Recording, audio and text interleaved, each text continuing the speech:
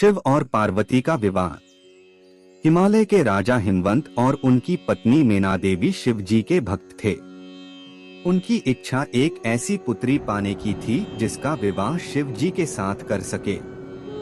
मीना देवी ने शिव जी की पत्नी गौरी देवी को प्रसन्न करने के लिए कठोर तपस्या शुरू कर दी। कई दिनों तक वह बिना खाए पिए तप करती रही।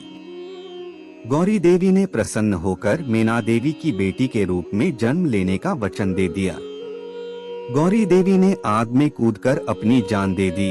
इसके बाद उन्होंने मीना देवी की बेटी के रूप में जन्म लिया, जिसका नाम पार्वती रखा गया। पार्वती ने जब बोलना शुरू किया तो उनके मुंह में पहला शब्द शिव ही निकला।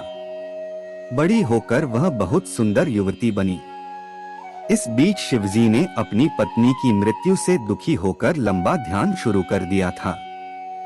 हिमवंत को आशंका हो रही थी कि शायद शिवजी गहन ध्यान में होने के कारण पार्वती को पत्नी के रूप में स्वीकार न करें।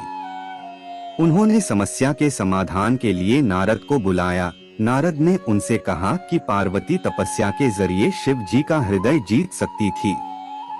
हिमवंत ने पार्वती को शिव जी के पास ही भेज दिया। पार्वती ने दिन रात उनकी पूजा और सेवा की।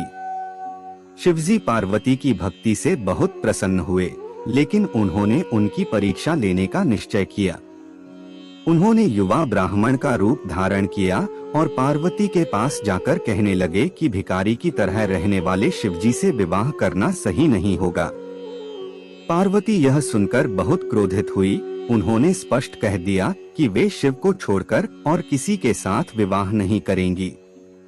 उनके उत्तर से संतुष्ट होकर शिव अपने असली रूप में आ गए और पार्वती से विवाह करने को तैयार हो गए।